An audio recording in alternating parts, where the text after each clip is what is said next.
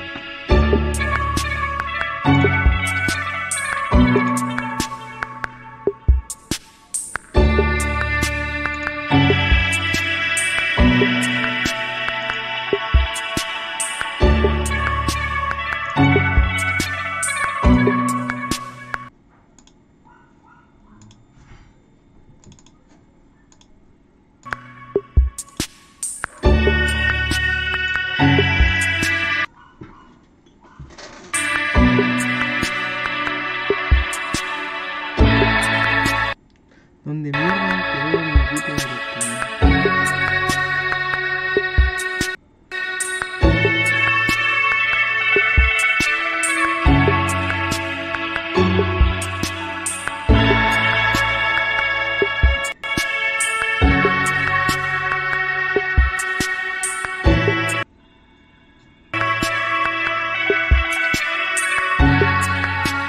Bueno, se ve bien. ¿A dónde se pega?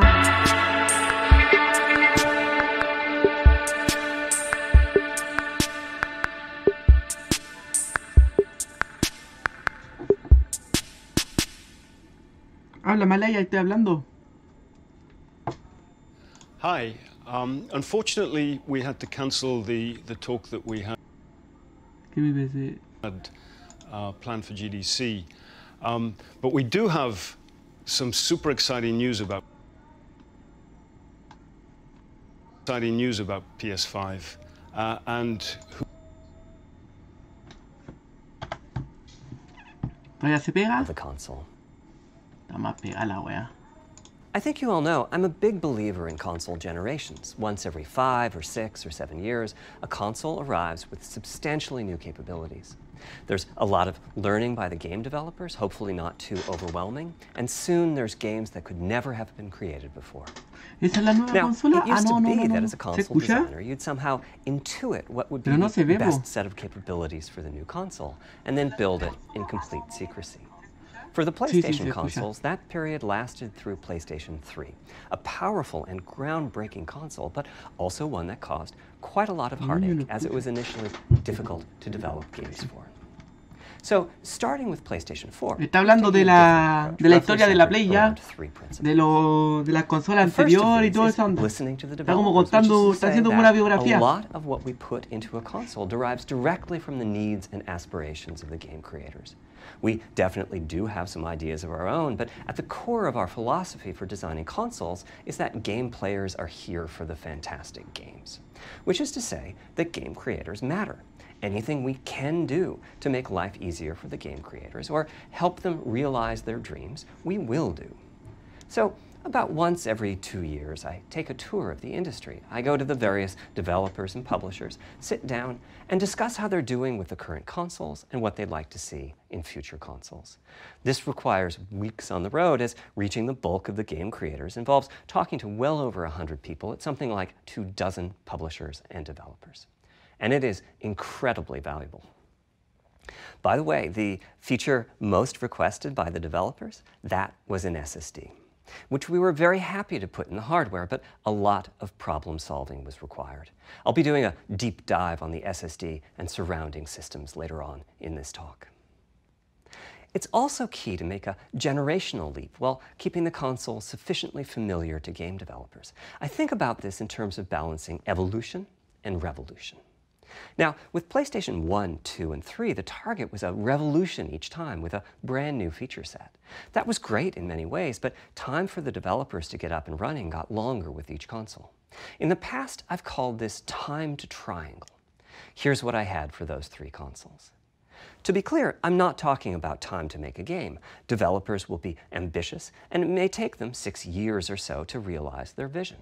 What I'm talking about is that dead time before graphics and other aspects of game development are up and running, and trying to minimize that. On the other hand, if we're trying to reduce that dead time to 0, that means the hardware architecture can't change at all. We're handcuffed. We need to judge for each feature what value it adds and whether it's worth the increase in developer time needed to support it.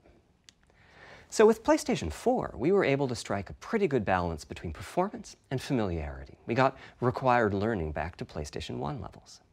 With PS5, the GPU was definitely the area we felt the most tension between adding new features and keeping a familiar programming model. Ultimately, I think we've ended up with something under a month of getting up to speed.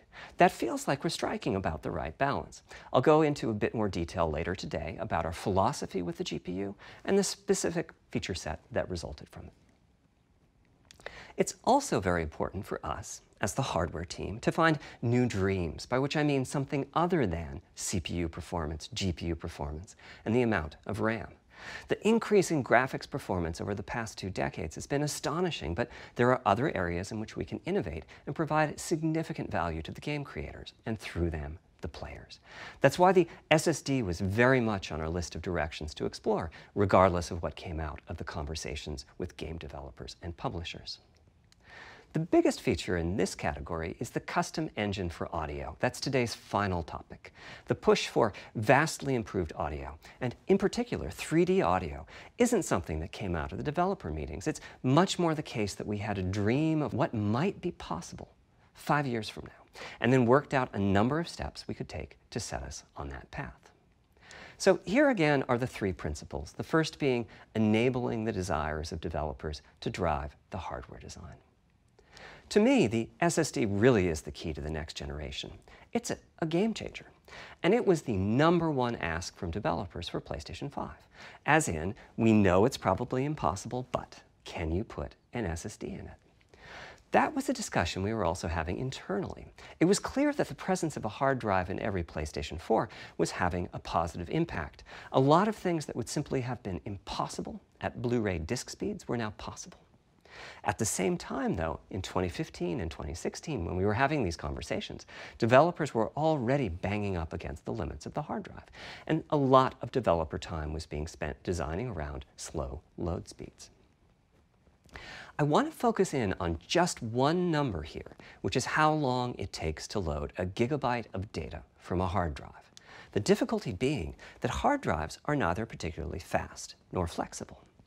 If all your data is in one block, which is frankly not very likely, you can load 50 to 100 megabytes a second, depending on where the data is located on the hard drive. Let's assume it's on the outer edge, which means loading a gigabyte takes 10 seconds. If you compress your game packages, you can fit more data on the Blu-ray disc and also effectively boost your hard drive read speed by the compression ratio. We support xILuZzio decompression on PlayStation 4 that gets you something like 50% more data on the disk and 50% higher effective read speed. Unfortunately, though, it's highly likely that your data is scattered around in various files on the hard drive, as well as sourced from multiple locations within those files. So lots of seeks are needed at 2 to 50-ish milliseconds each. My rule of thumb is that the hard drive is spending 2/3 of its time seeking, and only 1/3 of its time actually loading data. Putting all of that together, a gigabyte is very roughly 20 seconds to load from a hard drive. Now, a gigabyte is not much data. Games are using 5 or 6 gigabytes of RAM on PlayStation 4, so boot times and load times can get pretty grim. Or to put that differently, as a player, you wait for the game to boot, wait for the game to load, wait for the level to reload every time you die, and you wait for what is euphemistically called fast travel. And all of that leads to the dream. What if we could have not just an SSD, but a blindingly fast SSD? If we could load 5 gigabytes a second from it, what would change?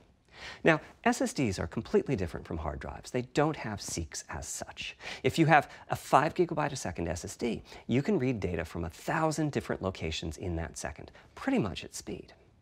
As for time to load a gigabyte, this is next gen we're talking about, so memory is bigger. Instead, we should be asking how long to load 2 GB. And the answer is about 1/4 of a second. I mean, that's amazing. We're talking 2 orders of magnitude, meaning very roughly 100 times faster. Which means at 5 GB a second for the SSD, the potential is that the game boots in a second. There are no load screens. The game just fades down while loading 6 gigabytes and fades back up again. Same for a reload. You're immediately back in the action after you die. And fast travel becomes so fast it's blink and you miss it. As game creators, we go from trying to distract the player from how long fast travel is taking, like those Spider-Man subway rides, to being so blindingly fast that we might even have to slow that transition down. Pretty cool, right? But for me, this is not the primary reason to change from a hard drive to an SSD. The primary reason for an ultra-fast SSD is that it gives the game designer freedom. Or to put that differently, with a hard drive, the 20 seconds that it takes to load a gigabyte can sabotage the game that the developer is trying to create. I think almost all of us in the room have experienced this, maybe in different ways. Say we're making an adventure game and we have 2 rich environments where we each want enough textures and models to fill memory, which you can do as long as you have a long staircase or elevator ride or a windy corridor where you can ditch the old assets and then take 30 seconds or so to load the new assets. Having a 30-second elevator ride is a little extreme. More realistically, we'd probably chop the world into a number of smaller pieces and then do some calculations with sight lines and run speeds like we did for Haven City when we were making Jak 2. The game is 20 years old, but not much has changed since then. All those twisty passages are there for a reason. There's a whole subset of level design dedicated to this sort of work, but still, it's a giant distraction for a team that just wants to make their game. So when I talked about the dream of an SSD, part of the reason for that 5 GB a second target was to eliminate loads, but also part of the reason for that target was streaming. As in, what if the SSD is so fast that as the player is turning around, it's possible to load textures for everything behind the player in that split second? If you figure that it takes half a second to turn, that's 4 gigabytes of compressed data you can load. That sounds about right for next gen. Anyway, back to the hard drive. Another strategy for increasing effective read speed is to make big sequential chunks of data. For example, we might group all the data together for each city block. That removes most of the seeks, and the streaming gets faster. But there's a downside too, which is that frequently used data is included in many chunks and therefore is on the hard drive many, many times. Marvel's Spider-Man uses this strategy, and though it works very well for increasing the streaming speed, there's a massive duplication as a result. Some of the objects like mailboxes or news racks are on the hard drive 400 times. What I'm describing here are things that cramp a creative director's style. Either level design gets a little bit boring in places, or the data is duplicated so many times that it no longer fits on the Blu-ray disc. And you end up with hard limits on the player's run speed or driving speed. The player can't go faster than the load speed from the hard drive. And finally, I'm sure many of you have noticed that after a patch download, the PlayStation 4 will sometimes take a long time to install. That's de lo que se because demoran los gráficos habla.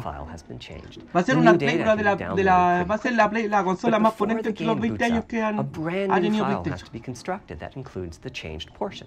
Otherwise, every change would add a seek or two.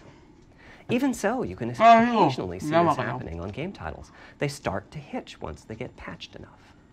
With an SSD, though, no seeks, so no need to make brand new files with the changes incorporated into them, which means no installs as you know them today. There's yet one more benefit, which is that system memory can be used much more efficiently.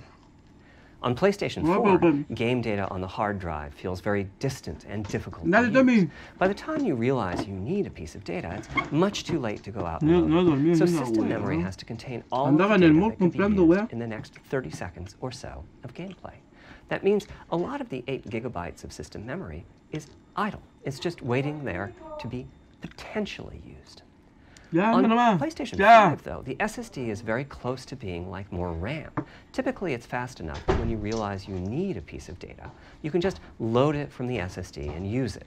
There's no need to have lots of data parked in system memory waiting to potentially be used. A different way of saying that is that most of RAM is working on the game's behalf.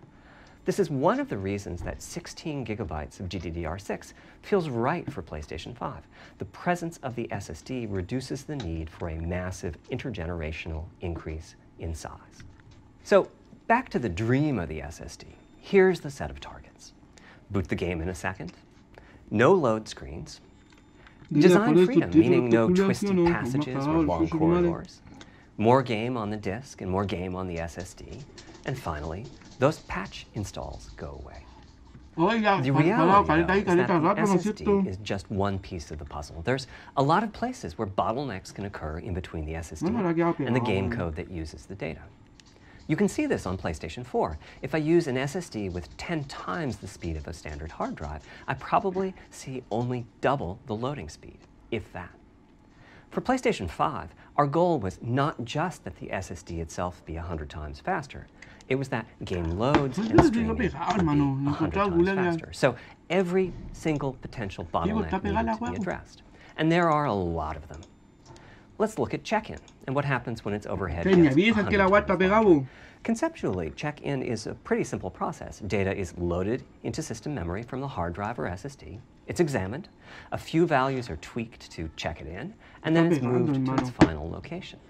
At the SSD speeds we're talking about, that last part, moving the data, meaning copying it from one location to another, takes roughly an entire next-gen CPU core. And that's just the tip of the iceberg. If all the overheads get 100 times larger, that will cripple the frame rate as soon as the player moves and that massive stream of data starts coming off the SSD. So to solve all of that, we built a lot of custom hardware, namely a custom flash controller and a number of custom units in our main chip. The flash controller in the SSD was designed for smooth and bottleneck-free operation, but also with games. For example, there are 6 levels of priority when reading from the SSD. Priority is very important. You can imagine the player heading into some new location in the world and the game requesting a few gigabytes of textures. And while those textures are being loaded, an enemy is shot and has to speak a few dying words. Having multiple priority levels lets the audio for those dying words get loaded immediately. On one side, that flash controller connects to the actual flash dies that supply the storage. To reach our bandwidth target of 5 gigabytes a second, we ended up with a 12-channel interface. 8 channels wouldn't be enough. The resulting bandwidth we've achieved is actually 5.5 gigabytes a second. With a 12-channel interface, the most natural size that emerges for an SSD is 825 gigabytes. The key question for us was, is that enough? I mean, it's tempting to add more, but Flash certainly doesn't come cheap, and we have a responsibility to our gaming audience to be cost-effective with regards to what we put in the console. Ultimately, we resolved this question by looking at the play patterns of a broad range of gamers.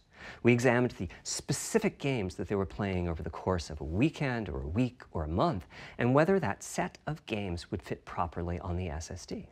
We were able to establish that the friction caused by reinstalls or redownloads would be quite low, and so we locked in on that 825 gigabyte size, while also preparing multiple strategies so that those who want more storage can add it. I'll go through the details in a moment. Back to the flash controller. On the other side, it connects to our main custom chip via 4 lanes of Gen 4 PCIe. And inside the main custom chip is a pretty hefty unit dedicated to I/O. Before we talk about what that does, let's talk compression for a moment. PlayStation 4 used xILib as its compression format. We decided to use it again on PlayStation 5, but on my 2017 tour of developers, I learned about a new format called Kraken from Rad Game Tools. It's like xILib's smarter cousin. Simple, similar types of algorithms, but about 10% better compression, which is pretty big. That means 10% more game on the UHD Blu-ray disc or on the SSD. Kraken had only been out for a year, but it was already becoming a de facto industry standard. Half of the teams I talked to were either using it or getting ready to evaluate it. So we hustled and built a custom decompressor into the I/O unit, one capable of handling over 5 gigabytes of Kraken format input data a second. After decompression, that typically becomes 8 or 9 gigabytes, but the unit itself is capable of outputting as much as 22 gigabytes a second if the data happen to compress particularly well. By the way, in terms of performance, that custom decompressor equates to 9 of our Zen 2 cores. That's what it would take to decompress the Kraken stream with a conventional CPU. There's a lot more in the custom I/O unit, including a dedicated DMA controller. The game can direct exactly where it wants to send the data coming off of the SSD. This equates to another Zen 2 core or 2 in terms of its copy performance. Its primary purpose is to remove check-in as a bottleneck. There's 2 dedicated I/O coprocessors and a large RAM pool. These aren't Zen 2 cores. They're there principally to direct the variety of custom hardware around them. One of the coprocessors is dedicated to SSD I/O. This lets us bypass traditional file I/O and its bottlenecks when reading from SSD. The other is responsible for memory mapping, which I know doesn't sound like anything related to the SSD, but a lot of developers map and remap memory as part of file I/O, and this too can become a bottleneck. There are coherency engines to assist the coprocessors. Coherency comes up a lot in places. Probably the biggest coherency issue is stale data in the GPU caches. Flushing all of the GPU caches whenever the SSD is read is an unattractive option. It could really hurt the GPU performance. So we've implemented a gentler way of doing things, where the coherency engines inform the GPU of the overwritten address ranges, and custom scrubbers in several dozen GPU caches do pinpoint of just those address ranges. The best thing is, as a game developer, when you read from the SSD, you don't need to know any of this. You don't even need to know that your data is compressed. You just indicate what data you'd like to read from your original uncompressed file and where you'd like to put it. And the whole process of loading it happens invisibly. Back to the dream. Thanks to all of that surrounding hardware, our 5.5 gigabytes a second really should translate into something like 100 times faster I/O than PS5, and allow the dream of no load screens and super fast streaming. Having said that, expandability of our SSD is going to be quite important. Flash is costly, and you may very well want to add storage to whatever you put in the console. Now, the kind of storage you need depends on how you're going to use it. If you have an extensive PlayStation 4 library and you'd like to take advantage of backwards compatibility to play those games on PlayStation 5, then a large external hard drive is ideal. You can leave your games on the hard drive and play them directly from there, thus saving the pricier SSD storage for your PlayStation 5 titles. Or you can copy your PlayStation 4 titles to the SSD. If your purpose in adding more storage is PlayStation 5 titles, though, ideally you would add to your SSD storage. We will be supporting certain M2 SSDs. These are internal drives you can get on the open market and install in a bay in the PlayStation 5. As for which ones we support and when, I'll get to that in a moment. They connect through the custom I/O unit, just like our SSD does. So they can take full advantage of the decompression, I/O coprocessors, and all the other features I was talking about. Here's the catch, though. That commercial drive has to be at least as fast as ours. Games that rely on the speed of our SSD need to work flawlessly with any M2 drive. When I gave the Wired interview last year, I said that the PlayStation 5 SSD was faster than anything available on PC. At the time, commercial M2 drives used PCIe 3.0, and 4 lanes of that cat at 3.5 gigabytes a second. In other words, no PCIe 3.0 drive can hit the required spec. M2 drives with PCIe 4.0 are now out in the market. We're getting our samples, 4 or 5 gigabytes a second. By year's end, I expect there will be drives that saturate 4.0 and support 7 gigabytes a second. Having said that, we are comparing apples and oranges, because that commercial M2 drive will have its own architecture, its own flash controller, and so on. For example, the NVMe specification lays out a priority scheme for requests that the M2 drives can use. And that scheme is pretty nice, but it only has 2 true priority levels. Our drive supports 6. We can hook up a drive with only 2 priority levels. Van a poner But Fortnite our para custom PS5. I/O Yo unit creo que has to sí. arbitrate the Pero de extra aquí que salga la Play priorities 5 rather Fortnite than the se M2 puede ir drive's al flash carajo. controller. And A so menos the que se meta M2 GTA drive 6. needs a little Que extra speed to sale take care of el issues GTA arising 6 from puede que different salga el 25 de That marzo. commercial drive Puede also que needs salga to un physically fit inside of the bay we ¿cómo se created puede in decir? PlayStation 5 Como for un M2 trailer. drives. Unlike El 5 de internal marzo hard puede que drives, salga una there's noticia de GTA 6. unfortunately no standard for the height of an M2 Menos drive, yo. and some M2 drives Somos have todos giant heat sinks. In Menos fact, Suji some of porque them even viene have cuando their own viene a ver a fans. los pobres nomás Suji y el Right Rey. now, No, we're Rey getting está M2 drive samples and benchmarking them in por various los ways. full player. When games hit Pium. beta as they get ready for the PlayStation 5 No iba a launch morir. year-end, we'll also be doing some Aquí a fin de año puede compatibility que muera. testing to make sure that the architecture of Buena particular noche, M2 Crx. drives isn't too foreign for the games to handle. Once we've done that compatibility testing, we should be able to start letting you know which Deberían drives will mostrar physically uno- fit and which drive samples have benchmarked appropriately high in our testing. It would be great if that happened by launch, Un but saludo it's para el likely to Feli be a Tronco. bit past it. So Bien please calito y hold todo. off on getting that M2 drive until you hear from Puro perro Suji y era. Okay, back to our Perdón. principles. Balancing evolution and revolution is the second of them. This was El balance y definitely la a evolución. recurring theme with the GPU. Buena, We 69. need new GPU features and capabilities. If we only have more performance, it's not really a new generation of console. Deberían Of course, ponerle. many of these Deberían mandar a. capabilities result in Deberían more mandar un performance. hueón That's más part of agradable why PlayStation 5 para. teraflop is more powerful than a ¿Cómo se llama? PlayStation 4 Para. teraflop. But we aren't Ahí al just looking podio, for the weón. performance. We Más also fome, need the culiao, para ability poner. to do something with the GPU that could not Ponele have el been done subtítulo, es before. fácil, weón. No, pero me We sale need solamente para higher subtítulos de performance inglés per nomás. watt. No me Every sale para time we español. double the performance of some Me salen puros GPU subtítulos de inglés, component, bro. we don't Sí, want to busqué, find pero out no. we've doubled the power consumed No quiere, and bro. the heat produced. ¿Cómo le puedo poner los But at the subtítulos? same A time, we menos que have lo to haga con un make sure the programa. GPU can run Pero no me PS4 sale para games. ponerle subtítulos. And we have to ensure that the architecture is easy for the developers to adopt. Now, No, backwards igual, compatibility tampoco. was handled masterfully by AMD. They treated it as a key need throughout the design process. As our solution to adding new features without blindsiding developers, que vivo en we una made sure that if cosa, there tú, were new mm. significant features, it would be optional to use them. The GPU supports ray tracing, but you don't have to use ray tracing to make Con your esa game. cara de vernos. The GPU supports primitive shaders, Le but you pongo can release subtítulos your en first inglés. game on PlayStation 5 without making any use of them. Before I get into the capabilities of the GPU, A ver si I'd lo like to puedo make ver. clear 2 points that can be quite confusing. First, we have a custom Hermano, AMD delantero lento, el GPU based on their internet, culiao, RDNA2 technology. What does that mean?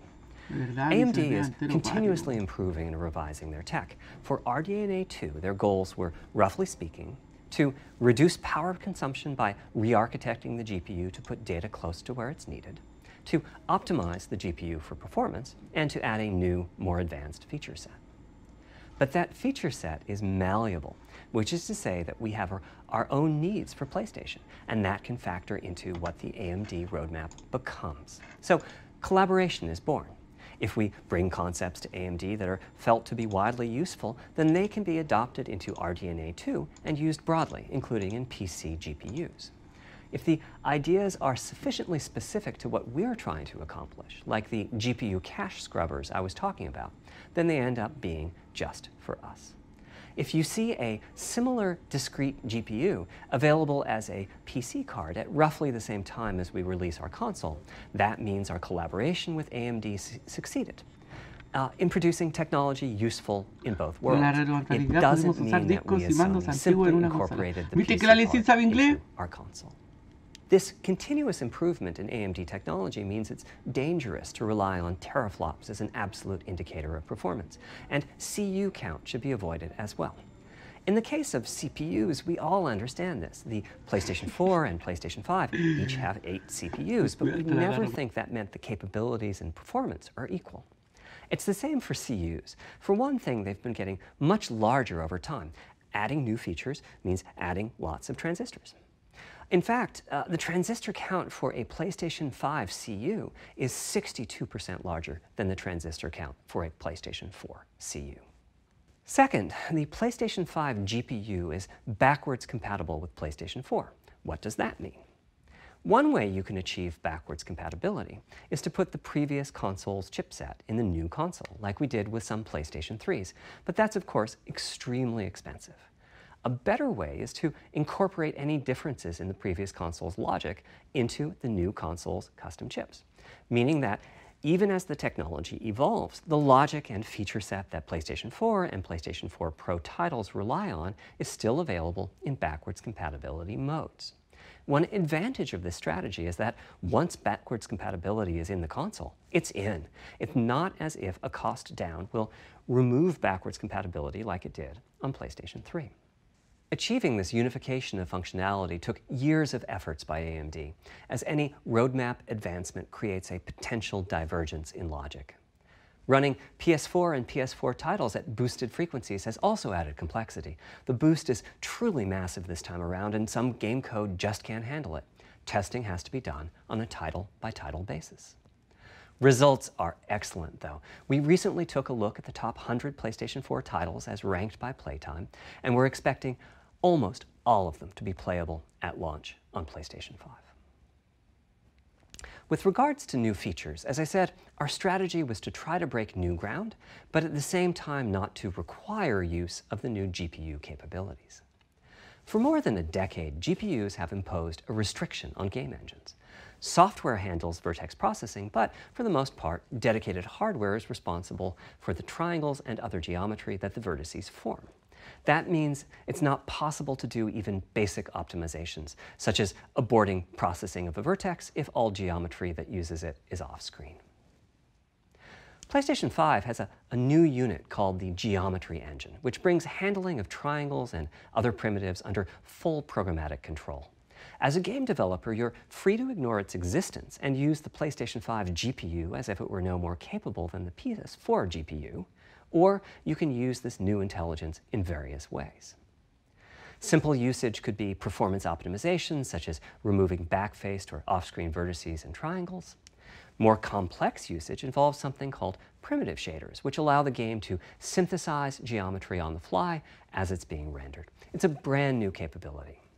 Using primitive shaders on PlayStation 5 will allow for a broad variety of techniques, including smoothly varying level of detail, addition of procedural detail to close-up objects, and improvements to particle effects and other visual special effects.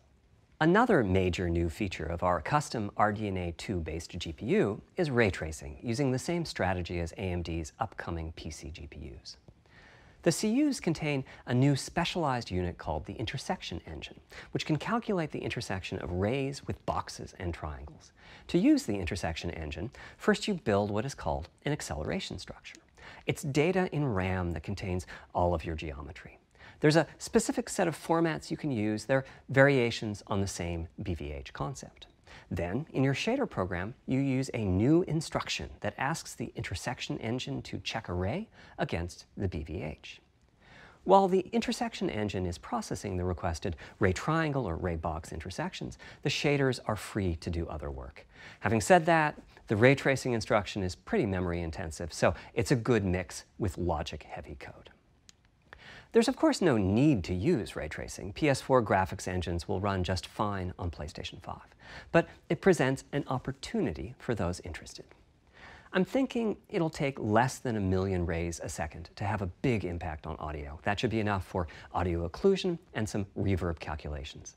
With a bit more of the GPU invested in ray tracing, it should be possible to do some very nice global illumination. Having said that, adding ray-traced shadows and reflections to a traditional graphics engine could easily take hundreds of millions of rays a second, and full ray tracing could take billions. How far can we go? I'm starting to get quite bullish. I've already seen a PlayStation 5 title that's successfully using ray tracing-based reflections in complex animated scenes with only modest costs. Another set of issues for the GPU involved size and frequency. How big do we make the GPU, and what frequency do we run it at? This is a balancing act. The chip has a cost, and there's a cost for whatever we use to supply that chip with power and to cool it. In general, I like running the GPU at higher frequency. Let me show you why. Here's 2 possible configurations for a GPU roughly of the level of the PlayStation 4 Pro. This is a thought experiment. Don't take these configurations too seriously. If you just calculate teraflops, you get the same number. But actually, the performance is noticeably different because teraflops is defined as the computational capability of the vector ALU. That's just one part of the GPU. There are a lot of other units. And those other units all run faster when the GPU frequency is higher. At 33% higher frequency, rasterization goes 33% faster. Processing the command buffer goes that much faster. The L2 and other caches have that much higher bandwidth, and so on. About the only downside is that system memory is 33% further away in terms of cycles. But the large number of benefits more than counterbalance that. As a friend of mine says, a rising tide lifts all boats. Also, it's easier to fully use 36 CUs in parallel than it is to fully use 48 CUs. When triangles are small, it's much harder to fill all those CUs with useful work. So there's a lot to be said for faster, assuming you can handle the resulting power and heat issues, which frankly, we haven't always done the best job at.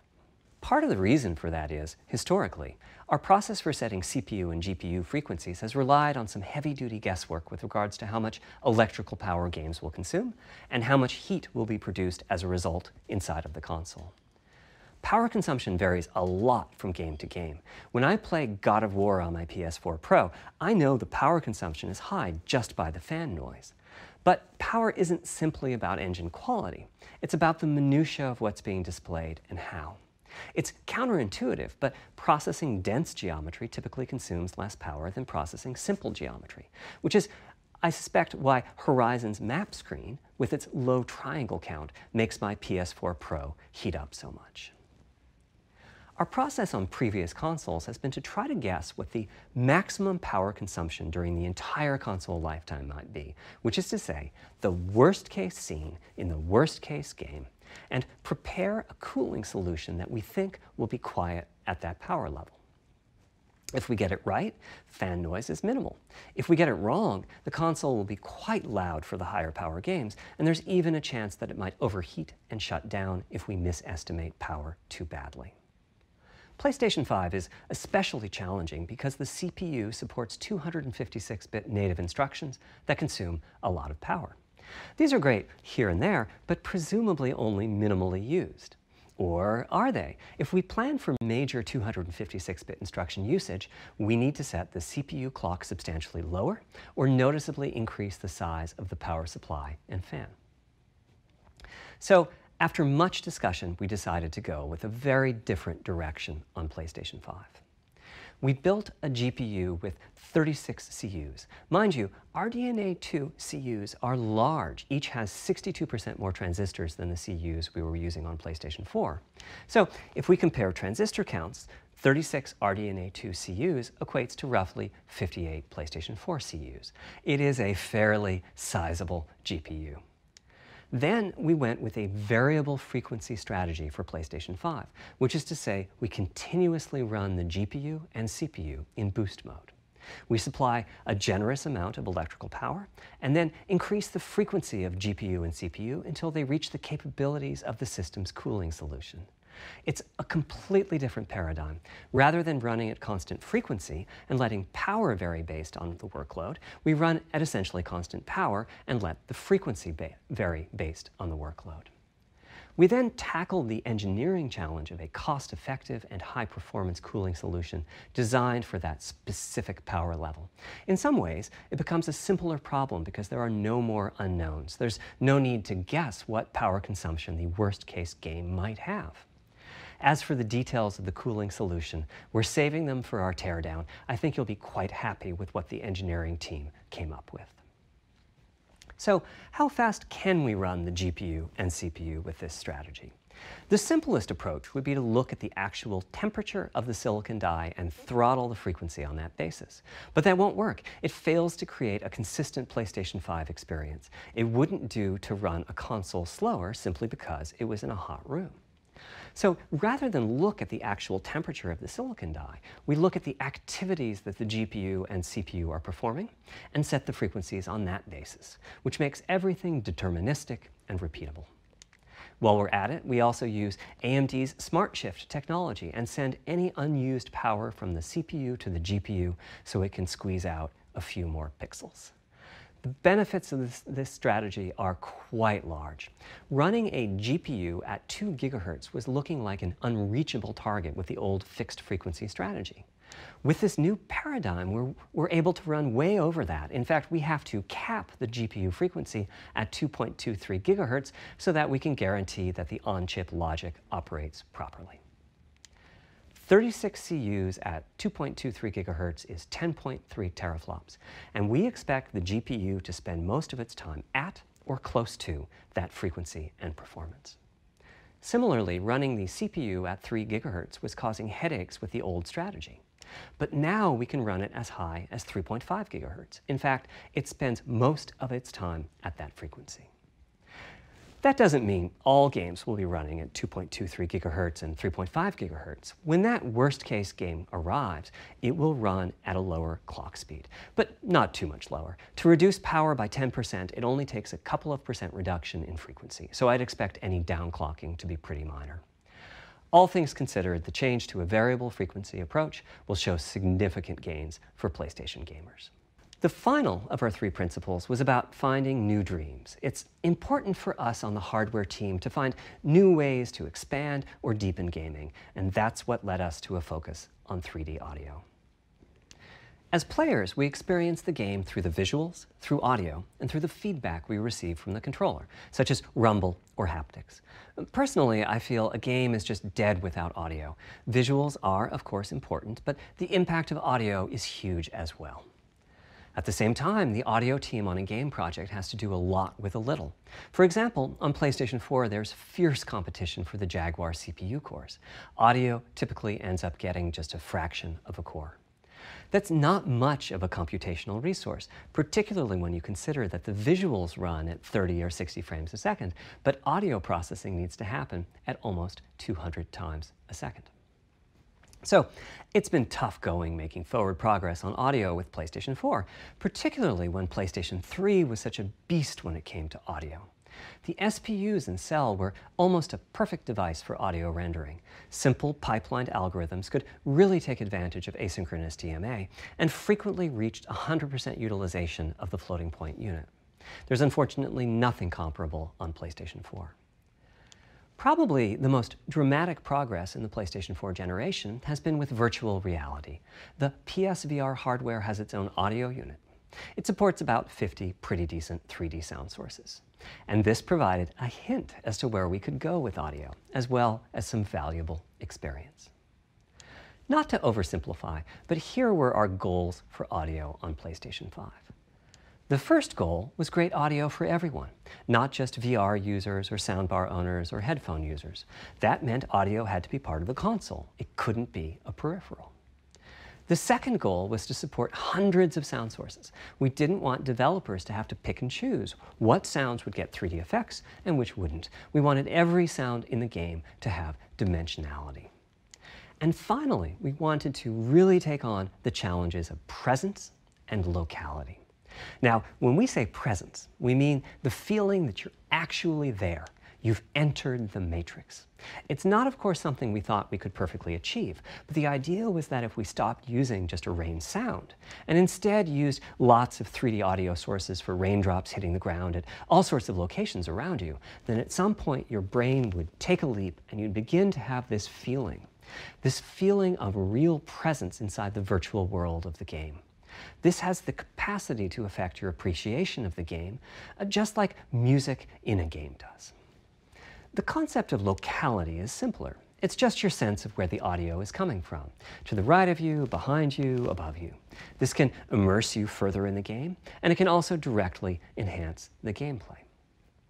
To use Dead Space as an example, I know, old school, you're fighting enemies in fairly dark, spooky locations. Back in the day, if you played the game using the TV speakers, you could tell that there was one last enemy growling and hunting you down, but it was difficult to tell quite where that enemy was. With headphones, you could tell that the enemy was somewhere on the right, which let you deduce, if you couldn't see it, that it must be somewhere behind and to your right. But with 3D audio with good locality, the idea is you know the enemy is precisely there, and you turn and you take it out. So, how do we know where a sound is coming from in the first place? Well, all those bumps and folds in the ear have a meaning, evolutionarily speaking. Based on what direction the sound is coming from, sound waves bounce around inside the ear, there's some constructive and destructive interference, and the result is a change in volume. The phase of the sound also shifts, depending on what path the sound wave took to reach the ear canal. These volume changes and phase shifts are different for each direction and also vary depending on the frequency of the sound. Head size and head shape also impact the sound in a similar fashion. The way that the sound changes, based on direction and frequency, can be encoded in a table called the head-related transfer function, or HRTF. Here's part of one. The vertical axis is the frequency, the horizontal axis is the direction, front, back, left, right, and the color gives the degree of attenuation of the sound at that frequency. The HRTF is as unique to an individual as a fingerprint is. In fact, you're looking at mine right now. Here's how we measure an HRTF. We've taken hundreds of people through this process. We put a microphone in the subject's left and right ear canals, and then sit the subject down in the middle of an array of 22 speakers. We then play an audio sweep from each speaker as we rotate the subject. In the course of 10 or 20 minutes, we're able to sample the HRTF at over 1,000 locations. Using an HRTF when rendering audio creates unparalleled quality, but it's computationally expensive. The simplest way to use an HRTF is to process a sound source to make it appear as if it's coming from one of those 1,000 locations we sample. Unfortunately, the processing has to be done in frequency domain rather than time domain, so there's multiple fast Fourier transforms needed for every sound source for every audio tick. That's a lot of multiplies. This computational complexity was the determining factor for our strategy. It meant we had to bite the bullet and design and build a custom hardware unit for 3D audio. Collectively, we're referring to the hardware unit and the proprietary algorithms we run on it as Tempest 3D Audio Tech. The meaning of 3D audio and technology should be pretty obvious here. As for Tempest, I feel it really reflects our goals with audio. It suggests a certain intensity of experience and also hints at your presence within it. We're calling the hardware unit that we built the Tempest engine. It's based on AMD's GPU technology. We modified a compute unit in such a way as to make it very close to the SPUs in PlayStation 3. Remember when I said that they were ideal for audio? So the Tempest engine has no caches, just like an SPU. All data access is via DMA, just like an SPU. Our target was that it would have more power than a CPU, thanks to the parallelism that a GPU can achieve, and that it would be more efficient than our GPU, thanks to the SPU-like architecture. The goal being to make possible near 100% utilization of the CU's vector units. Where we ended up is a unit with roughly the same SIMD power and bandwidth as all 8 Jaguar cores in the PlayStation 4 combined. If we were to use the same algorithms as PSVR, that's enough for something like 5,000 sound sources. But of course, we want to use more complex algorithms, and we don't need anything like that number of sounds. It would have been wonderful if a simpler strategy, such as using Dolby Atmos peripherals, could have achieved our goals, but we wanted 3D audio for all, not just those with licensed soundbars or the like. Also, we wanted many hundreds of sound sources, not just the 32 that Atmos supports. And finally, we wanted to be able to throw an overwhelming amount of processing power at the problem, and it wasn't clear what any peripheral might have inside of it.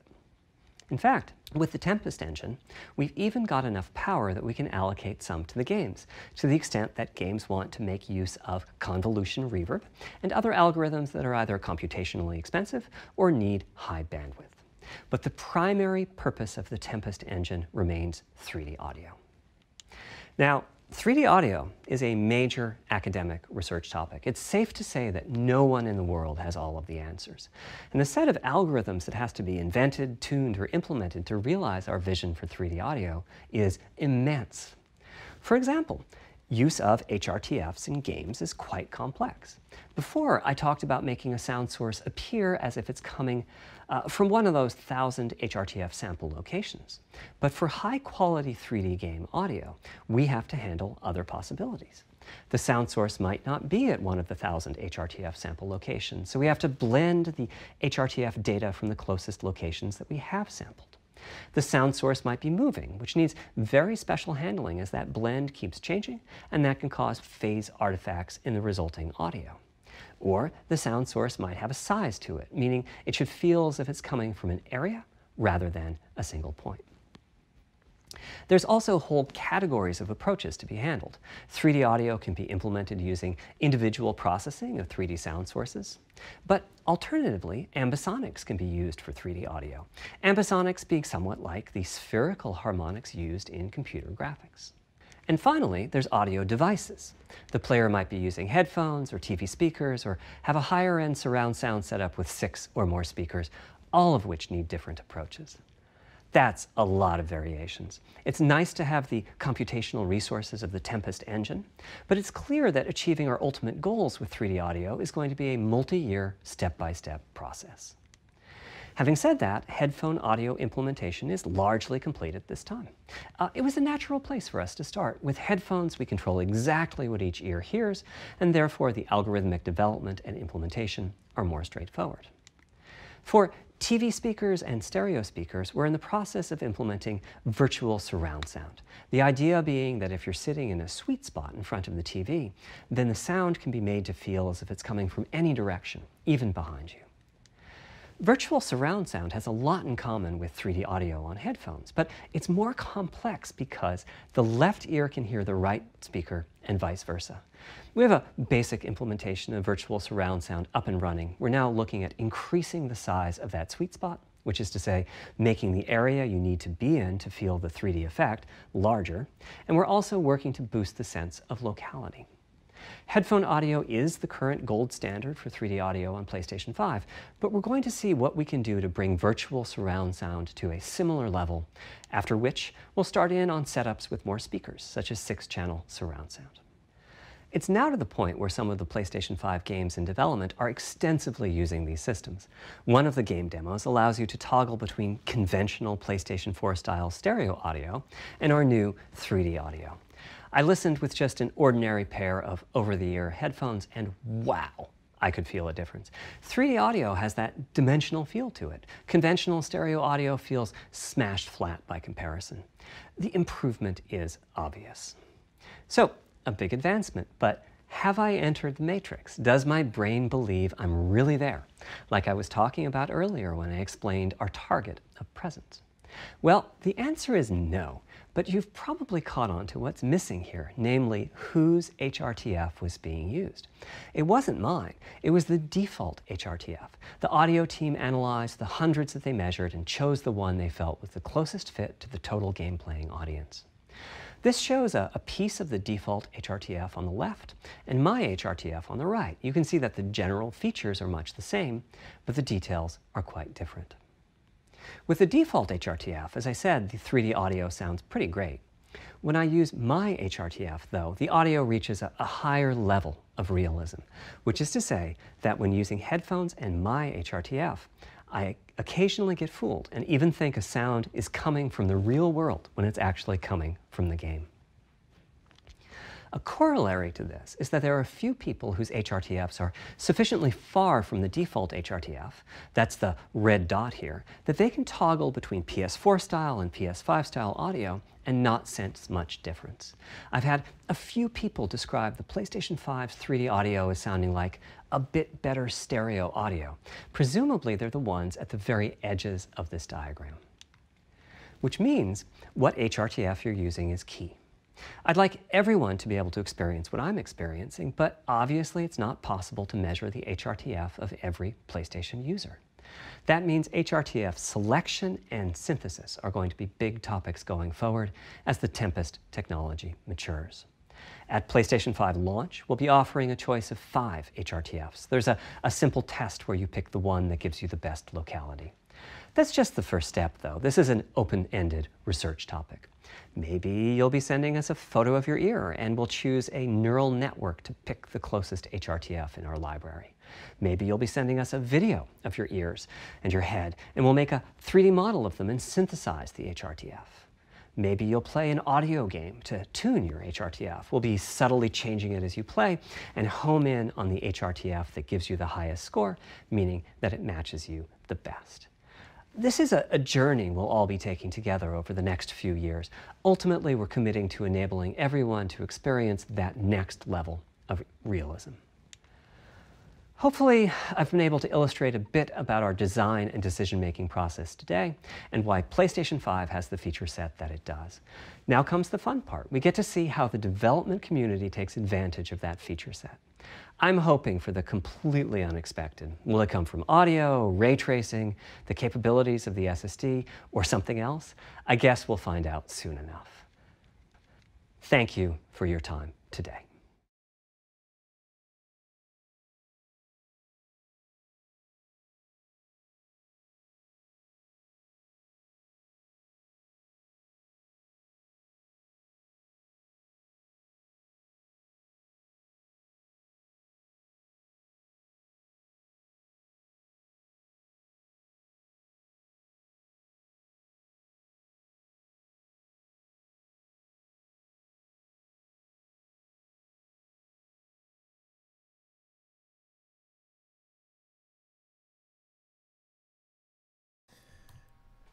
Honestly, the PS5...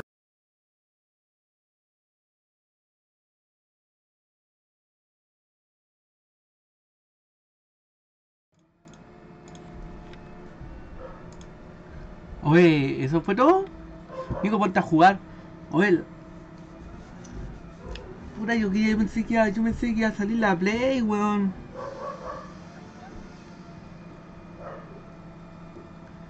Yo pensé que iba a salir la Play, po.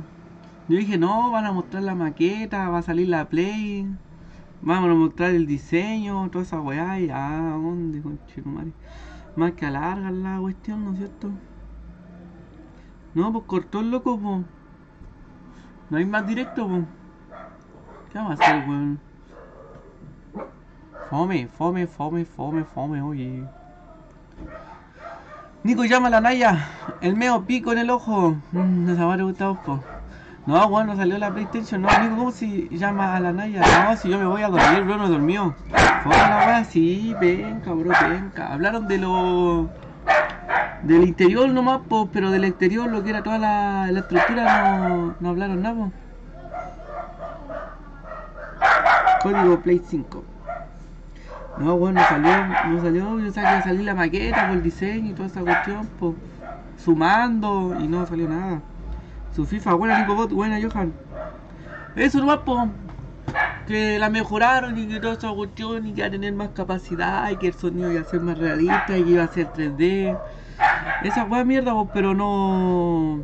Oye, a cortarle la cabeza a ese perro, bueno. No salió nada más, pues.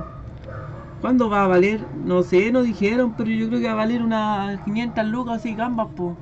Pero sale a fin de mes, po. Yo ya creo que ya la muestran a mitad de año.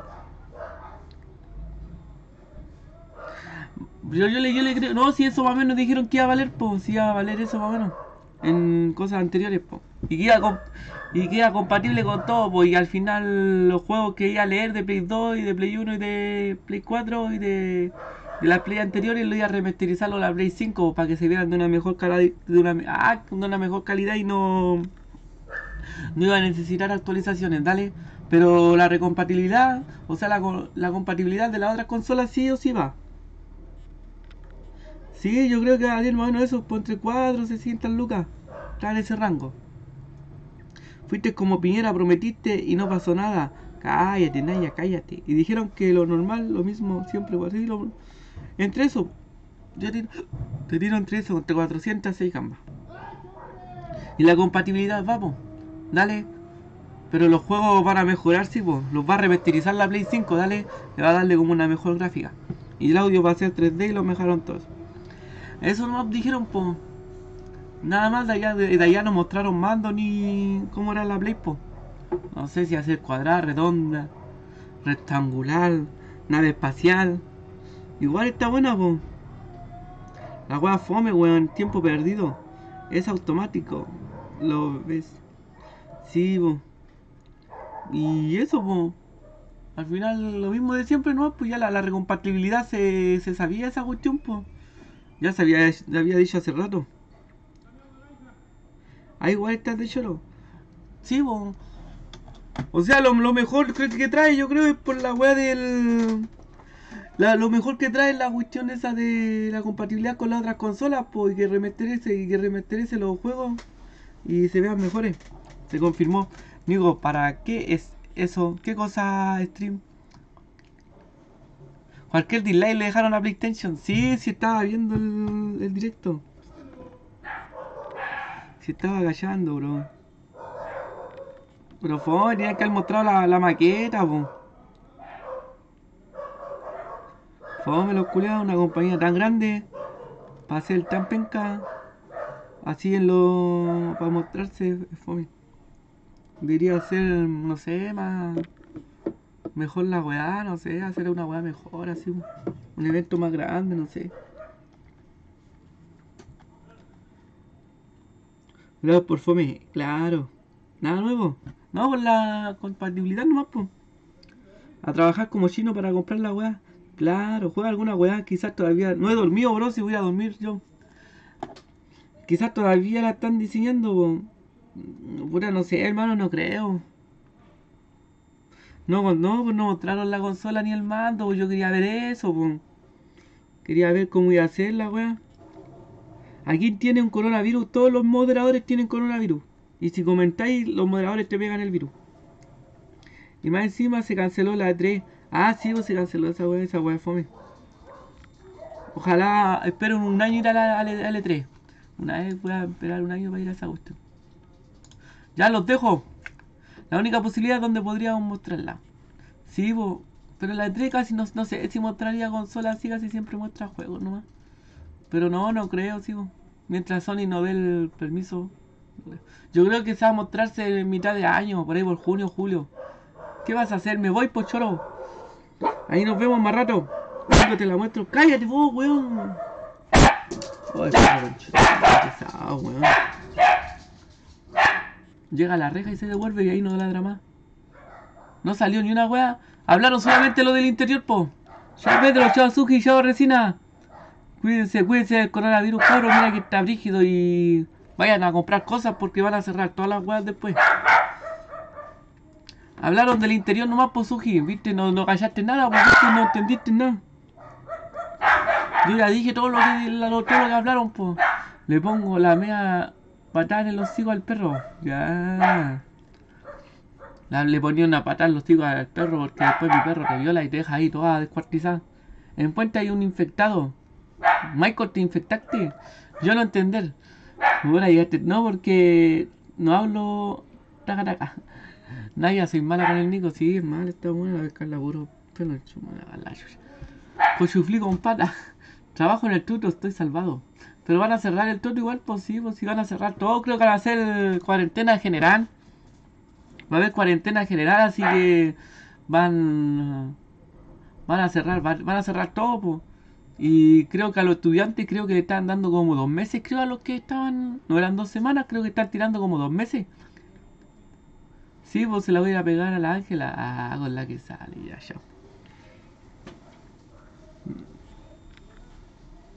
Me da lo mismo, me da igual la cosa interior. Solo quiero jugar. Pero es que las cosas interiores son las que valen, po.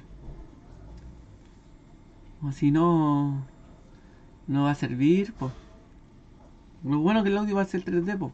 Se va a escucharse más nítido. Así que voy a escuchar más nítido a los guanes que juegan conmigo. El Kevin ya no se va a escucharse guaso, se va a escucharse así como gringo. Un guaso gringo. Me arrastro de directo, ¿de qué? Ya Galenutria, bueno, termina nomás. Ya ahí nos vemos, cabros. Cuídense el chiquirurri, ya, más fome la cuestión. Así que ahí nos vemos más rato. Que estén bien. No le hagan a la droga. Bueno, solamente al sexo. Ya.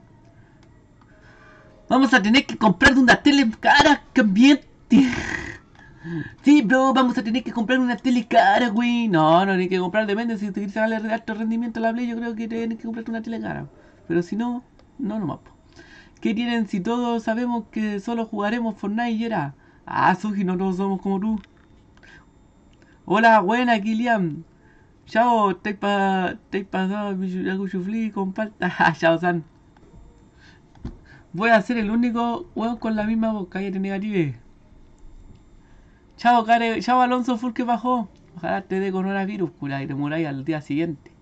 Perdón, Michael, por el pico del Fortnite. ¿Pa' qué, vos, guaso? Si vos jugáis Fortnite, ¿pa' qué, vos?